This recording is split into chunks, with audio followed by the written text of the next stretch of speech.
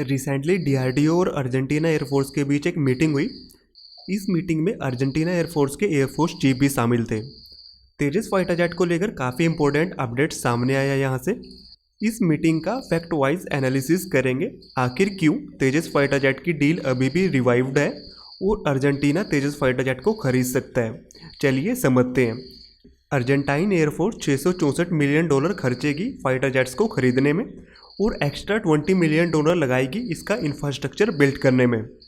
Argentina air force ने 5 specifications रखी हैं जो इस फाइटर जेट में होनी चाहिए। नंबर 1, ये मल्टी रोल एयरक्राफ्ट होना चाहिए, यानी ये air to air, air to ground और एयर टू सी सारे मिशंस को करने में सक्षम होना चाहिए। नंबर 2, इसमें AESA रडार होना चाहिए। नंबर 3, इसमें इन फ्लाइट रिफ्यूलिंग प्रोब लगा होना चाहिए। नंबर 4, इसमें टैक्टिकल डाटा लिंक सिस्टम होना चाहिए। नंबर 5, ये एयरक्राफ्ट एक ओपन आर्किटेक्चर पे बेस्ड होना चाहिए, यानी अर्जेंटीन एयरफोर्स इसमें किसी भी कंट्री किसी भी ओरिजिन के वेपन्स को इंटीग्रेट कर सके। ये कुछ इनकी स्पेसिफिकेशंस थी। इन स्पेसिफिकेशंस को देखते हुए 4 एयरक्राफ्ट में इसमें पार्टिसिपेट किया। ये 4 एयरक्राफ्ट थे पाकिस्तान का JF-17 थंडर, USA का F-16 सेकेंड हैंड F-16 इनको ऑफर किए गए थे।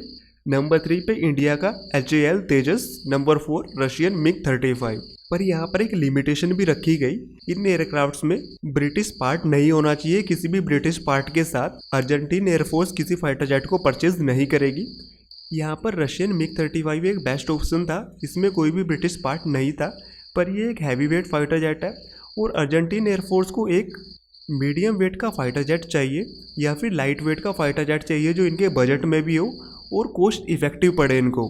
तो ये रेस से वैसे ही बाहर हो गया था। उसके बाद US का F-16 बचता था जो सेकेंड हैंड ने ऑफ़र किए गए थे, बट इसके साथ भी काफ़ी ज़्यादा रिस्ट्रिक्शंस थी और बाद में जाकर इस डील का कुछ बना नहीं, तो ये भी रेस से बाहर हो जाता है।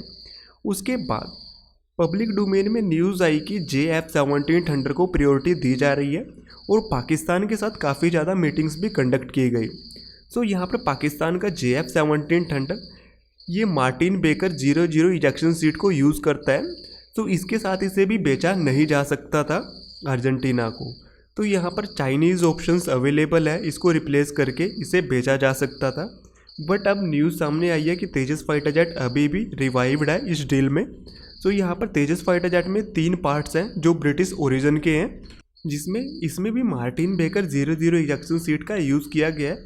यहाँ पर हमारे पास USA के और रशिया के ऑप्शंस हैं, हम इनके साथ इसे रिप्लेस कर सकते हैं।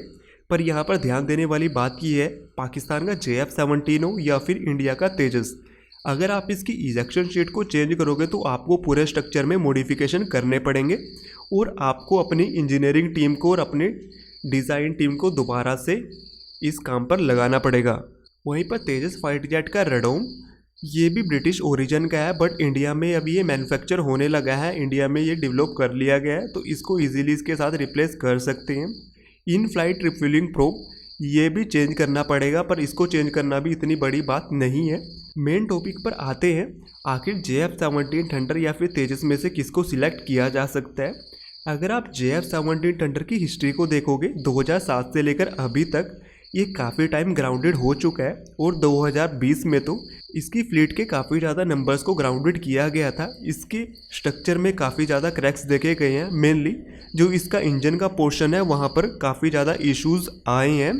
अगर JF-17 थंडर खरीदा जाता है तो इसके साथ आपको चाइनीज़ वेपन्स और चाइनीज़ इकोसिस्टम के साथ ही चलना पड़ेगा, क्योंकि चाइनीज़ इकोसिस्टम के साथ, चाइनीज़ रडर्स के साथ कोई भी देश अपनी मिसाइल्स को इंटीग्रेट नहीं करना चाहेगा। वहीं पर दूसरी ओर तेजस फाइटर जेट, इसके साथ आप वेस्टर्न ओरिजिन की काफ़ी सारी मिसाइल्स को भी इंटीग्रेट कर सकते हो और इंडिया में भी काफ़ी मिसाइल्स डेवलप की जा रही हैं और की जा भी चुकी हैं। सो यहाँ पर decision Argentine air force, Argentine country के पास ही है अभी। तो फ्यूचर में क्या होता है इसके बारे में हम आपको ज़रूर अपडेट करेंगे।